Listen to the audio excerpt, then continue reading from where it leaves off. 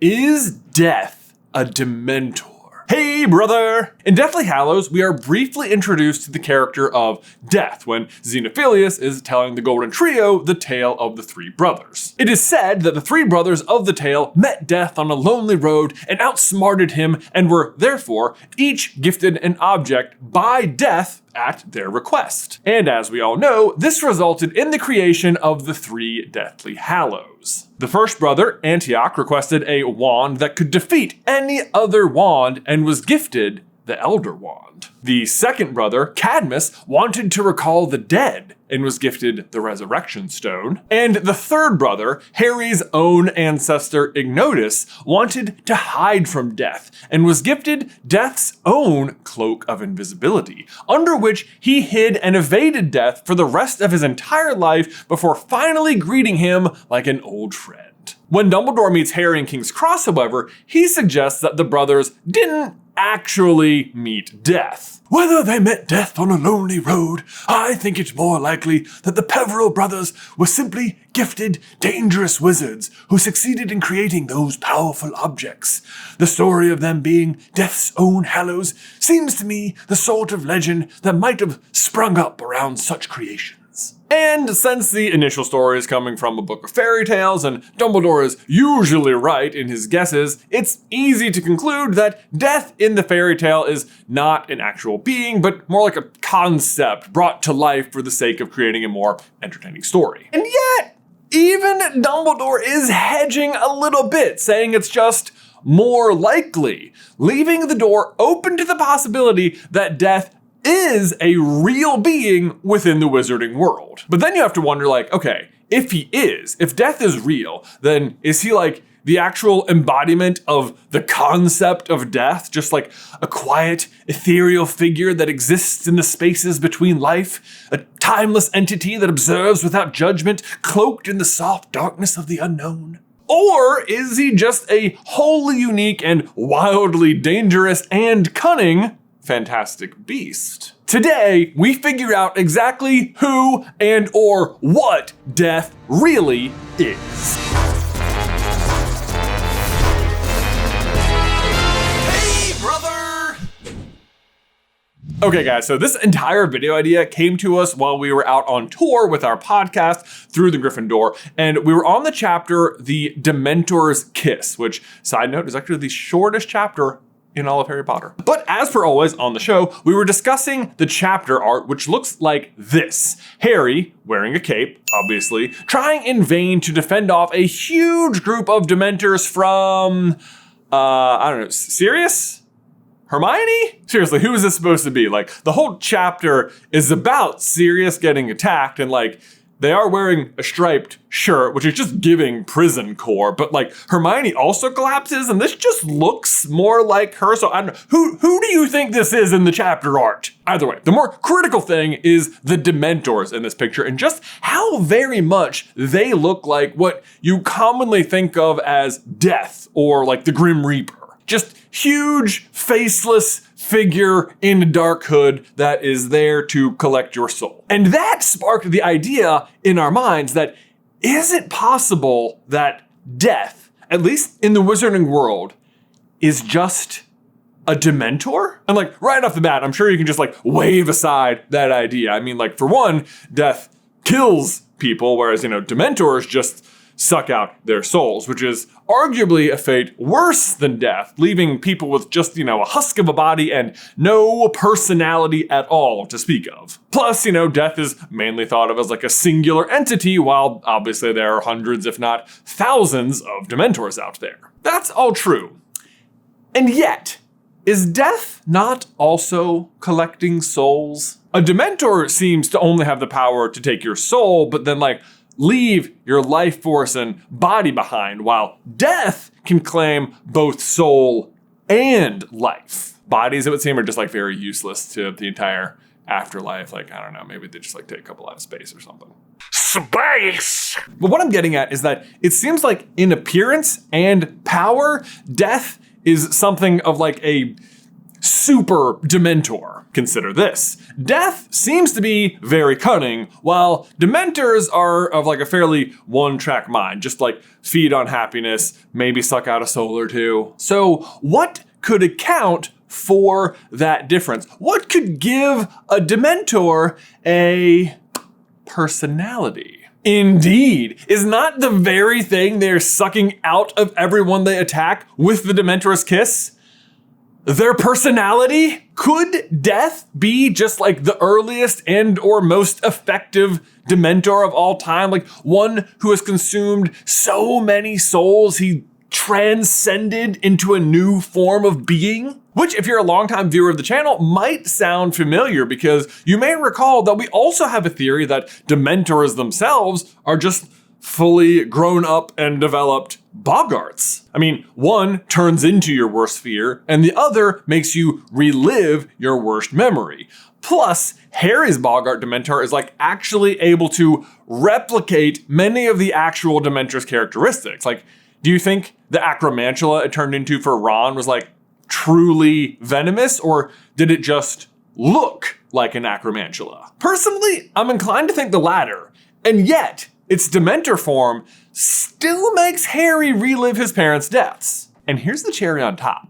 What is the key issue in Harry's trial after he and Dudley are attacked by the Dementors?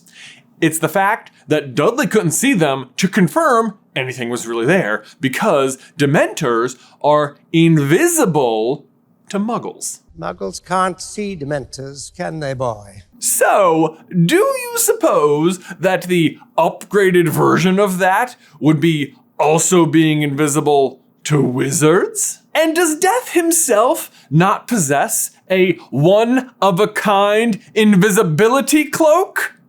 Well, I mean, not anymore, but we'll get to that. Yeah, Death is a super Dementor. Boom. Mic drop. But actually not the end of the video. I'm gonna pick this up because that got me thinking about a whole different theory. Now I broke it. Okay, it's back. I fixed it. You can't see it, but Ben put a thumbs up. I'll imitate. Damn it, am I thumbs up to myself giving Ben?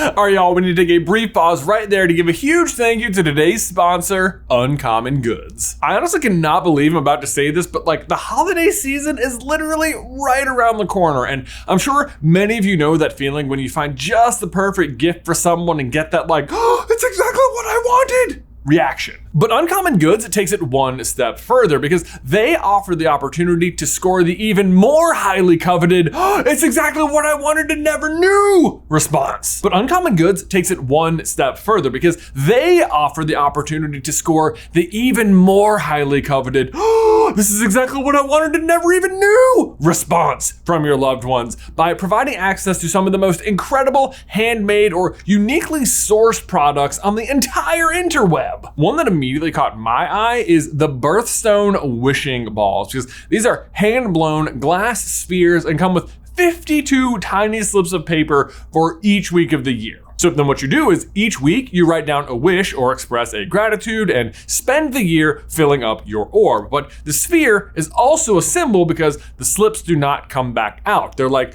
the wish you make when you blow out the candles. Like if you tell anyone what you wished for, it won't come true. But like, honestly, look at these things. They are gorgeous and handmade, and we can all probably stand to practice a little more gratitude along the way. To get 15% off your next gift, go to uncommongoods.com/supercarlin. That is uncommongoods.com/supercarlin for 15% off. Don't miss out on this limited time offer. Uncommon Goods, we're all out of the ordinary. Point is, are you ready for a theory inside a theory? We've always been told that Patronuses are the only thing that drive Dementors back. According to Lupin, a Patronus, which is a kind of anti-Dementor, a guardian which acts as a shield between you and the Dementor. The Patronus is a kind of positive force, a projection of the very things that a Dementor feeds upon. Hope, happiness, the desire to survive, but it cannot feel despair as real humans can, so the Dementors can't hurt it. Patronuses are bright, white, glowing forces of purity and happiness, which actually sounds a lot like a different fantastic beast as well.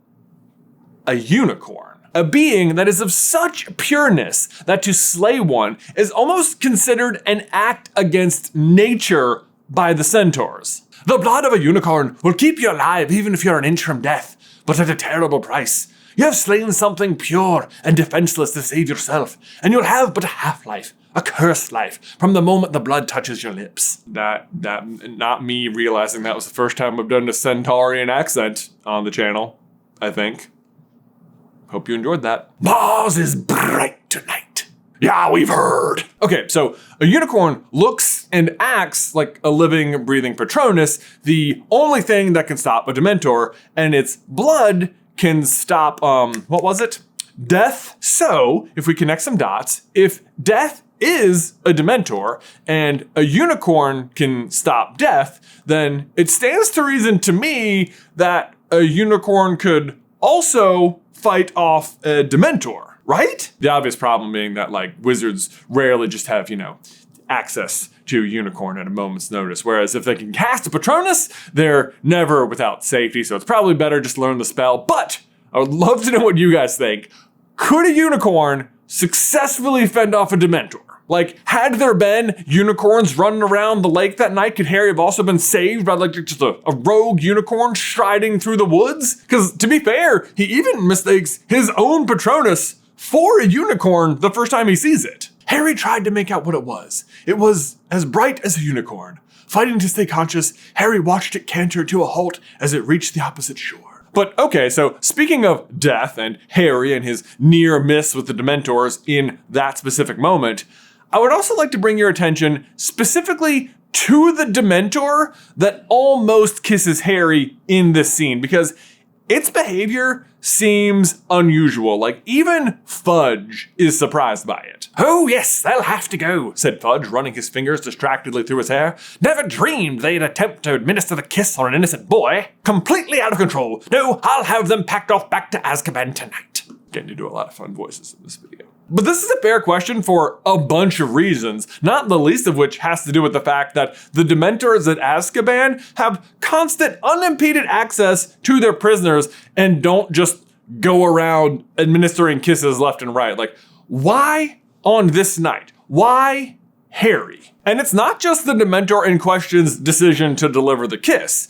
It does some kind of other unusual things as well. A dead, slimy hand slid out from under the cloak. It made a gesture as though to sweep the Patronus aside. Say what now? Now, in that moment, Harry is only able to produce like his mist Patronus form, the uncorporeal Patronus, like not full on prongs, but usually there's nothing the Dementors can do about that. It's not like long-term effective, but it can hold back like at least one Dementor. Like Lupin said earlier, Dementors can't hurt a Patronus, but this Dementor seems at least to be able to like, give it a little shove. But it's not just that. Harry also has enough focus to notice this. The nearest Dementor seemed to be considering him. Why? Why is this Dementor considering Harry? Is he just like, hey, extra snack? Because none of the other Dementors do this, but don't worry. I do have a few explanations. First possibility is that this Dementor notices that Harry has not one, but two souls and simply just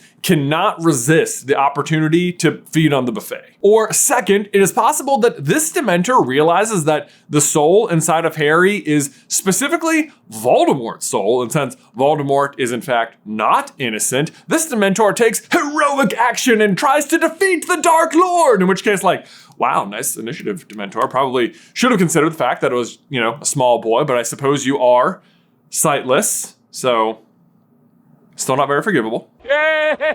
Or third, this particular Patronus-waving Dementor is actually Big D himself. Hey, Big D. Whoops, sorry, no, not that Big D. Big D as in capital D, Death himself. And what he recognizes when he sees Harry isn't Harry, but the ancestor of Ignotus Peveril, the brother that eluded him. The last living descendant of the mortal soul who took his death's cloak of invisibility and has been using it to hide his family from him ever since. Only when he had attained a great age that the youngest brother finally took off the cloak of invisibility and gave it to his son, and then he greeted death as an old friend and went with him gladly, as equals they departed this life. So like in my mind, as this Dementor is like shifting the Patronus aside and like looks up, he's breathing out, he's like, oh, Ignotus, you old son of a gun, you owe me. Because Ignotus may have greeted death like an old friend, but the cloak is still out there hiding the next generation, century after century, and here stands the last living descendant from that very line. And Death thinks to himself that the joke is finally over. He will truly have the last laugh. But then Harry ruins it for him anyway by having a second version of himself on the opposite lakeshore. And then he later also comes back from the dead. So, ha, man. Death is just getting owned by this particular bloodline. Fourth possibility, I suppose, is that Dementors are just evil and they didn't care that Harry was innocent or anything. But it's not like they try and attack Hermione. Outro again. Maybe we'll interrupt the first one. Guys, thanks so much for watching today's video. Let me know down in the towel section below, do you think Death is like a beefed up Dementor? And who is in the chapter art, Hermione or Sirius? Let me know down below. If you want to check out more Harry Potter action from us, I recommend checking out Through the Gryffindor, our Harry Potter podcast. If you haven't checked it out, please go over there and hit that subscribe button. We're trying to get to 100,000 subscribers. We'd love to get that silver button. That's like our long-term goal. So if you could help us out with that, that would be like super awesome and amazing. But otherwise, Ben, until next time, I will see you in another life, brother.